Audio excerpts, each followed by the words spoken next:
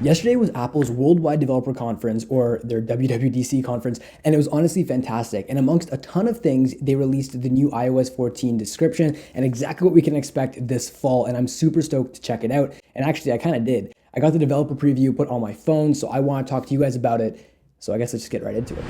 All right, so I want to preface this before we get into it. So I did download the developer beta 1 preview. So this is the most buggy, the glitchiest version you can get. So if you do want to check out the software before it is out, wait for the public beta. That would be the most ideal when it comes to saving your phone and preventing you from a ton of hassle if anything goes wrong.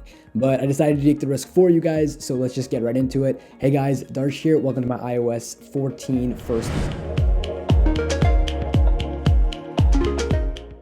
Anyway, let's talk features. So iOS 14 introduces a ton of new features that really do affect the way you use your phone. First, let's talk widgets. So if you notice from your Today view, you usually have a set of widgets for quick information. For iOS 14, Apple introduced widgets on the home screen. Now these widgets and their implementation is really clean and offers a more live and dynamic home screen experience. As of right now, we only have Apple official widgets, but so far so good. It's nice to add some spice to your home screen setup. Now, moving on with the home screen, we can now hide pages on the home screen where you have your apps with the new introduction of an app drawer, which catalogs all of your apps for you. So once you turn off some of the home screens, there's the ability to have all of your apps put into cataloged folders, and then you also can check out all of your apps in a list view organized in alphabetical order. Next up, let's talk Siri. So Siri has more answers for you as they have updated its knowledge catalog, and additionally with the introduction of a new Translate app, which I'll touch on later.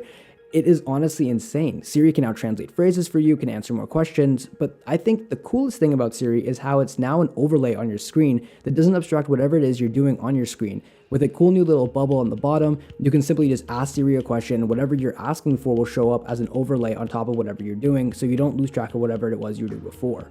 Similarly, now when you get calls, it's the same thing. So now you just have a notification instead of taking up the entire screen. So I really like this new design and UI that Apple's kind of implemented for iOS 14. Moving on into messages. Now, I don't know about you, but I'm a huge fan of Facebook Messenger, literally because in long conversations or in group text, I can mention people and have that message show up on their phones, even if they have it muted, and I can reply in line to subtopics in the text thread.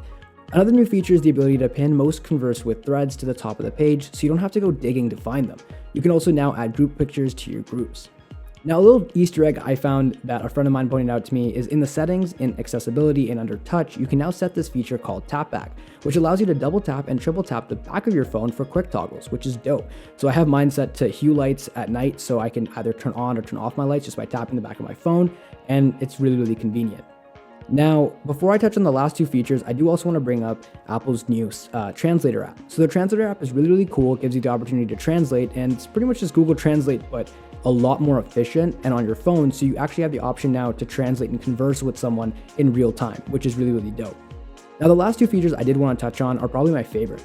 So Apple introduced an implementation with CarPlay where you can now use your phone as your car keys. It's super cool, and you can share your keys with limited or full access to the car, which is honestly, in my opinion, really, really cool. So say you want to give your car keys to your kid, you have the opportunity now to give them limited or full access to the car, which they can now do from the Apple Wallet. So I'm super excited to hopefully get to check it out, but for now, BMW is the only company releasing a car soon with this ability, so I'm excited to see how it works. And it's actually going to be available in iOS 13 with a software update, so if you do get the new BMW, you can definitely check that feature out ASAP. And if BMW, if you're watching this video, want to send me the new BMW so I can check it out, please? So the last feature I did want to touch on was with regard to AirPods. So now AirPods have seamless transition across all of your devices. So say you're watching a movie on your iPad and get a phone call, boom, your AirPods will recognize this and immediately switch you to your phone. And the same thing goes for Mac. Say you're using your iPad to watch a movie and you switch to a YouTube video on your Mac, the AirPods will immediately switch over. I'm a little curious to see how this will work in practice because I feel like the AirPods could get a little confused, but I'm still super stoked about this integration because there's been a lot of delay and lag with your AirPods. So there are a ton of features I didn't get to today, but if you do want to see more, definitely let me know in the comments down below. Also, like this video if you are excited for iOS 14 like I am, or also comment if you are downloading the developer preview or any preview in the coming weeks. Thanks for watching. Hope you enjoyed it. Subbed if you loved it, and I'll see you guys all later.